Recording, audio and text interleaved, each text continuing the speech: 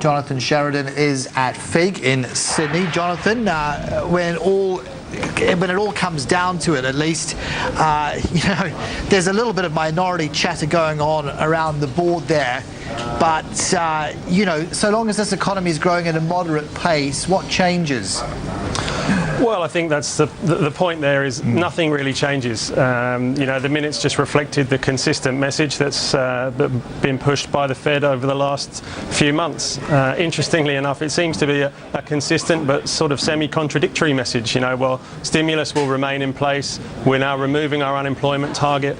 But by the way, we'll still continue to reduce our asset purchase program, and even some of the members were talking about the possibility of tightening in the future, which is the first time we've heard that. So whilst the message is the same, which is good for markets, they like consistency from the Fed, it seems to be a bit of give with one hand, take with the other, and see where the chips fall.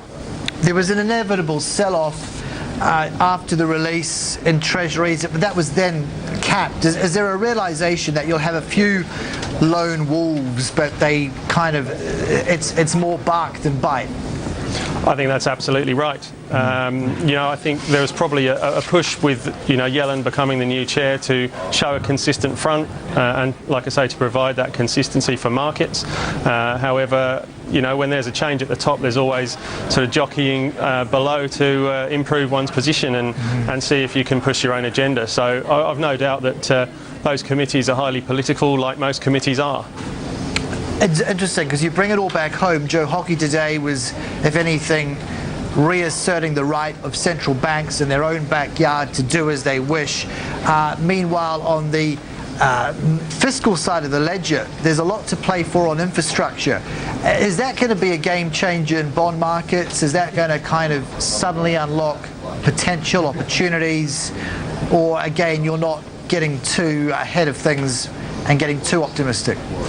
I think the infrastructure space is a very interesting one for bond investors. Some of our most popular bonds with our clients are those from infrastructure projects and the public-private partnerships. So, infrastructure development is a key thing that I think probably has been neglected in Australia over the last, maybe 10 or 15 years. And there's a clear plan, I guess, from this government that's a priority. Particularly, in Sydney, we've seen that. Barry O'Farrell's one of his key messages is about developing infrastructure, and that's got to be financed somehow. So those kind of public-private partnerships have essentially a government cash flow which backs them, which is great for bond investors. So if we see some big issuance there, then I'm sure that the demand will be there to mop it up. It's interesting, Jonathan, the RBA to date hasn't really flagged in terms of real economic heavy lifting, the advantages of that type of a program. Is it time that they weighed in on this and said, well, hang on, all the chatter of will we, won't we ease further, it's not just about us, it's about you as well. You mean you as the investing public? Well, you as in the pollies, referencing the fiscal dimension. Yeah, definitely. I totally agree with that. You've got to have political will. Any big infrastructure project is going to involve multiple branches of counterparties who do the whole project. The construction, if there's compulsory purchase, for example, to put a railway line down, planning, all sorts of things that need to come together from both sides of the fence. So I'm sure that the RBA would like to see jobs created and the economy stimulated by those kind of projects. So maybe it was a thinly veiled message to the pollies to sort of get out of the way of the real economy. Do you worry that it's going to be too regional and not national? That certain states with the firepower of the AAA will exploit it, others that are seeing that, that have already seen that slashed, like Queensland, will just, rather not engage?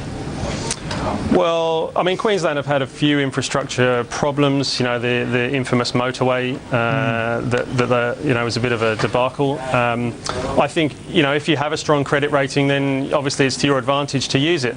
That being said, of course, if you go and borrow fortunes against it, then it puts pressure on that rating in itself. So I mean, it is a concern. I think, you know, that's something for perhaps the state governments to agree on, and at some level the federal government's going to have oversight, because really we're about developing the Australian economy, and you know, the federal government has to be concerned with the entire country. Whether that comes out of one state or other in particular is a state issue. Obviously it would be nice if all states could grow through that kind of spending, but there's got to be need for it as well.